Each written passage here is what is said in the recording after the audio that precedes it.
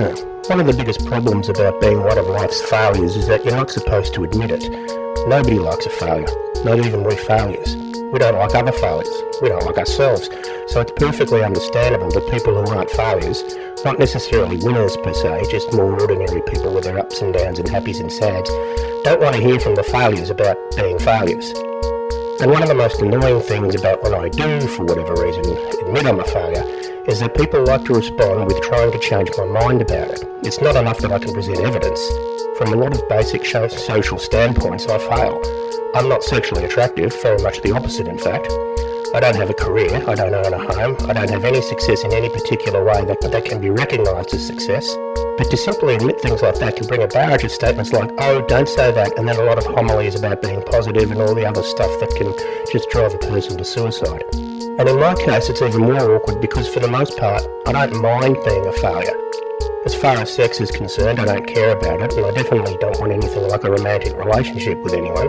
I hate work, so I don't mind not having a career. It would be nice to have my own place, but right now I'm comfortably ensconced at my mum's, and in any case, even if I do end up sleeping rough, it wouldn't be like no one else was in the same situation. And anyway, I die one day, so that's just a matter of bearing with it until then. In all those regular social standards of what success is and what it means to be a citizen and therefore a legitimate person, I fail. And a lot of those standards I've never really understood or cared for anyway. The dream of family, career, mortgage, cars, holidays, work-life balance, investment, sports, hobbies, the whole usual thing. Just not interested. The real pain for me in being a failure is the things I have cared about, which in my case is usually music. I love making it and listening to it, but I'm not much good at it, and that shows quite painfully in the lack of attention and appreciation it gets. That's just something I have to swallow, I'm afraid. But whether or not I've just rationalised being a failure or I'm making excuses for not bothering, I honestly don't mind being a failure in the conventional sense of the word. What I mind is having to mind about it. Culture places itself around definitions of success.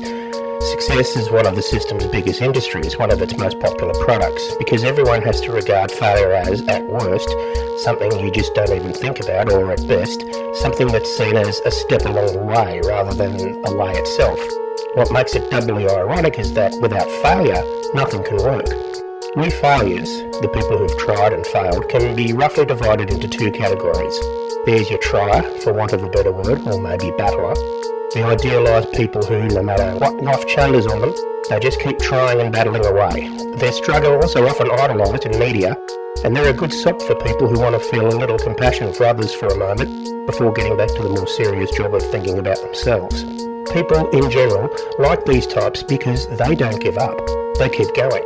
That is a timeless message for the ages to be found in all sorts of stories. You keep trying, keep battling, keep going on, no matter what, and that itself is enough to grant you a kind of dignity, a status and culture that might not be desirable, but is certainly better than what can be seen as the alternative, which would be the second category of failures, that of those who have given up, who don't try, have stopped battling, and are just waiting for it all to end, crawlers on the path of least resistance.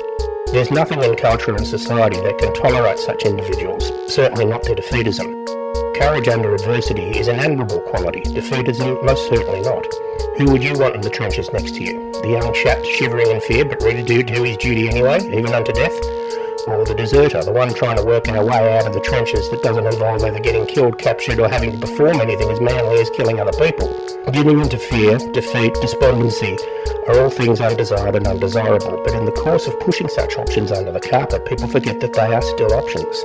It might cost a person their personal dignity, at least as far as other people go, but for the defeated, the failures of the world, what good is other people's respect? Wouldn't it be better just not to be a failure? In any case, the thing about failure is that however you ignore it or dress it up, it's still failure. You can only make so many excuses before you run out of them. So to actually admit it, that one is a failure, while not being the dumb thing, is at least the honest thing.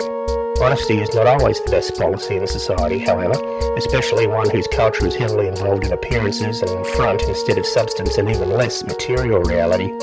People make up their own versions of reality now, from scratch.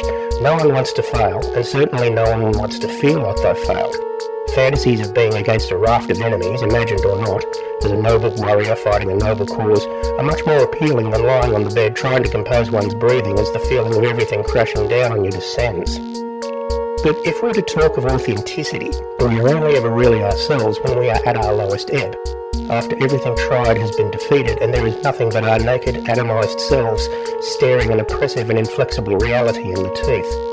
Because all the effort, however sincere, is gone, certainly all the bluster, and all the positive affirmations in the world won't do a thing except sound hollow and mocking. It's only then when we are at our most authentic.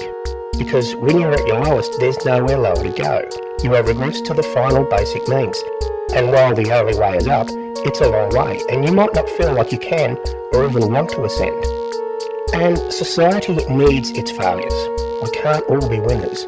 We all need someone to look down on, even we failures. Having that one or two layers beneath us is the incentive we all need to feel that at least we're not that bad, that there are other people worse off than us. Failing is the base of any society.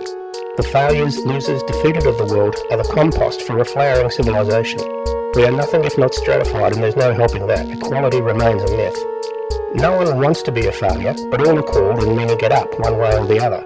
And it would be easier if society accepted and allowed for that. But it's an important part of being a failure to never admit it, because if you do, you give the whole game away, and no one wants that. No one wants to believe it, let alone admit it. Ours is a quiet indignity, reserved for those who are forced to deal with it. But, in the end, as always, there's always death. And it's called the leveller for a reason, because even the biggest winners in the lottery of life die. Everyone does.